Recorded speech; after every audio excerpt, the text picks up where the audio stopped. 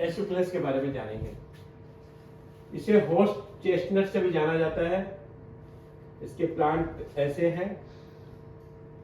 Family स्पेनडिशिया family, ये एक flowering plant है। स्पेनिश चेस्टनट भी बोला जाता है। टिपिकली यूज्ड फॉर कैशनिया स्टैग्वा। एसुक्लेस आज के होम्योपैथिक में एक बहुत महत्वपूर्ण दवा है। इसके बिना पाइल्स ठीक करना बहुत मुश्किल है। For the person with haemorrhoid and tendency and who suffer with gastric, bilious and catarrhal troubles,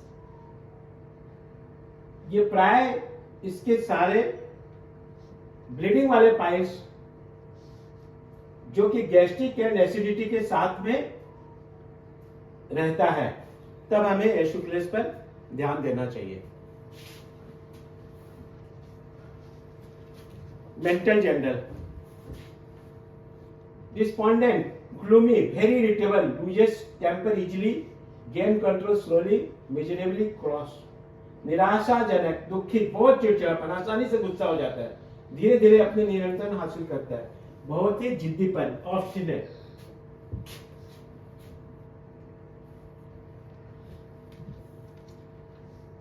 physical general, fullness in various part, as from undue amount of blood, heart, lungs, stomach, brain, pelvis, skin. अब मैं इसको दूसरा ये से समझाता हूं।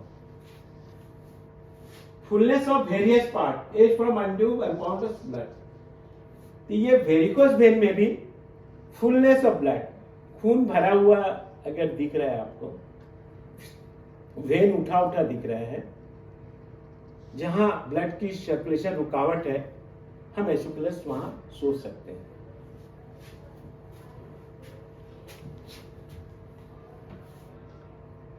शिराओं में खून इकट्ठा होना, विशेषकर लीवर और बावासीर वाले में। रेक्टम में भी ये जैसे यहां पर दिखाया हुआ है, ये वेरिकोस वेन का है। तो सेम प्रिंसिपल, अगर पाइल्स में भी बहुत जो ब्लड इकट्ठा हो गया है तो ब्लड से डिस्चार्ज होते हैं।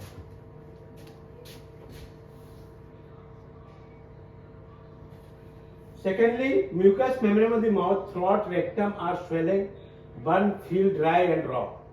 मुंह और गले और रेक्टम की म्यूकस मेम्ब्रेन में स्वेलिंग, बर्निंग, ड्राई अगर है तो हमें एसुक्लेस को याद करना चाहिए। Nose, coryza with watery, burning, rawness and sensitive to inhaled cold air. ठंडी हवा लेने के बावजूद बाद में उसको बर्निंग, रॉनेस और वाटरी सर्दी हो रही है, तो हमें इसके ऊपर ध्यान देना चाहिए। Throat, follicular pharyngitis, violent burning, raw sensation in throat, dryness and roughness of throat. गले में स्वेलिंग, इसमें भी देख लेना ब्लड कंजेशन देख लेना, टॉन्सिल में बहुत लाल ब्लड कंजेशन जैसा दिख रहा है। Blood congestion everywhere in Aesculus. उसके बाद ठंडा हवा, ये सब तो बात की बात है। Secondly, frequent inclination to swallow with burning, pricking, stinging and dry constitute feces। बार बार निकलने का झुकाव, बार बार मैंने ऐसे ऐसे करते रहेगा, जलन, चुभा न चुभने, गल को उसमें सूखा हुआ मालूम पड़ेगा गला, तो सूखा होने के कारण वो बार बार गिटकता रहेगा। कई पेशेंट वैसे आता है, बार बार ऐसे करता है, लेकिन हम समझ नहीं पाते हैं। Rectum, dryness and heat of feels as if full of small sticks, knife-like pain, shoot up rectum, hemorrhoids, blind, painful, burning, pernicious, rarely bleeding।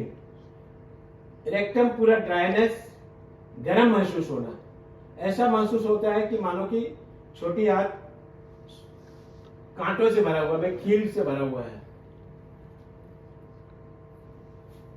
Rectum में नाइफ से, जैसे चाकू से काटने की तरह दर्द होना, जो रेक्टम के ऊपर की ओर चोट पहुंचाता है। That ignition sulphur is also their medicine. जलन, एंड वायलेट कलर दिखना, कभी कभी खून नहीं भी निकलता है। गैस्ट्रिक इसका क्या था, rectum sore with fullness, burning and itching of rectum. ठीक है। Aesculus is very best medicine for constipation and spine में दर्द होने से। Constipation, hard, dry stool, difficult to pass with dryness and heat of rectum, severe lumbosacral backache. कमर और lumbosacral में दर्द होना।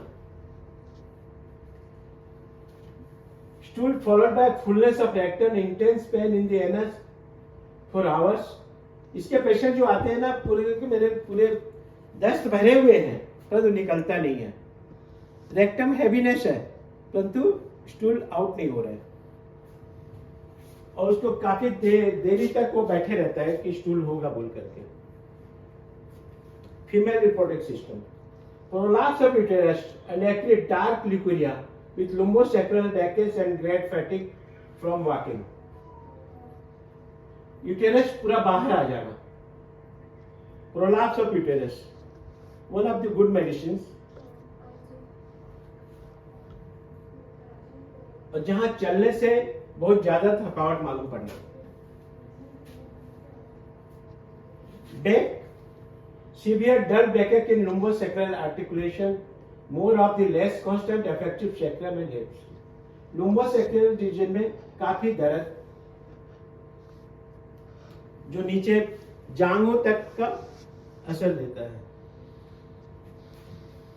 Back gives out during pregnancy, pregnancy के ड्यूरिंग के टाइम में कमर में काफी दर्द।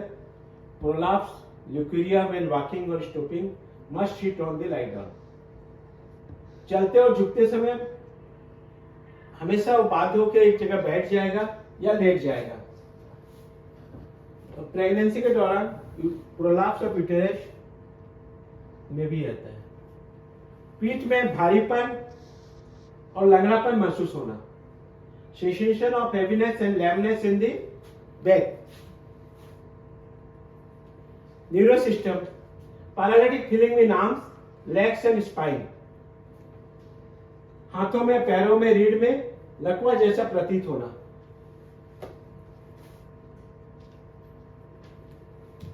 Modalities, aggravation, motion, backache and shortness by walking and stopping, inhaling cold years.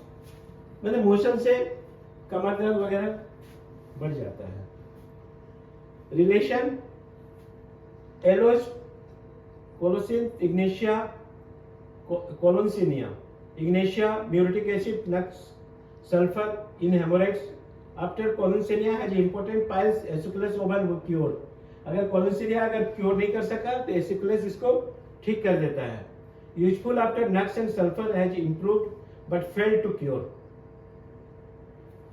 What to remember, reflex rectal symptoms, rectum और फुल फीलिंग इंटरनली, पूरा भरा भरा लगेगा। Stool hard and dry, piles purple painful external, laming dull, lumbar pain, small of back hips, lumbar region and back. खाली lumbar region याद रखने से ही हो जाएगा। आओ ओम बताओ क्या, कैसे लेसिकुलस को पहचानेंगे, हमारा एक्सपर्ट पर्सन।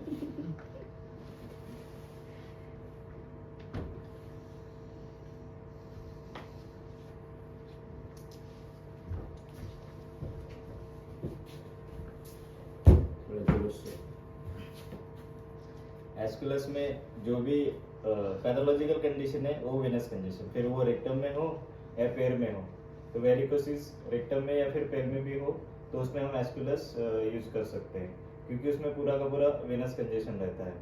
उसके बाद बहुत यूजफुल है हीमोराइड्स, हीमोराइड्स विद बैकएक अगर है, लंबोसैक्रल पेन है, हीमोराइड्स विद लंबोसैक्रल पेन है तो डायरेक्ट इंडिकेशन एस्कुलस के लिए जाता है। उसके बाद इसको बहुत ज़्यादा हीट रहता है, रेक्टम में भी बहुत ज़्यादा हीट बर्निंग सेंसेशन रहता है, जिसकी वजह से उसे चलने में भी बहुत प्रॉब्लम होती है, चल भी नहीं पाता है, इतना ज़्यादा पेन रहता है। और इंटरनल हीमोराइड्स में ज़्यादातर जहाँ पे ब्लीडिंग भी नहीं है वहाँ पे हम दे सकते हैं। Thank you.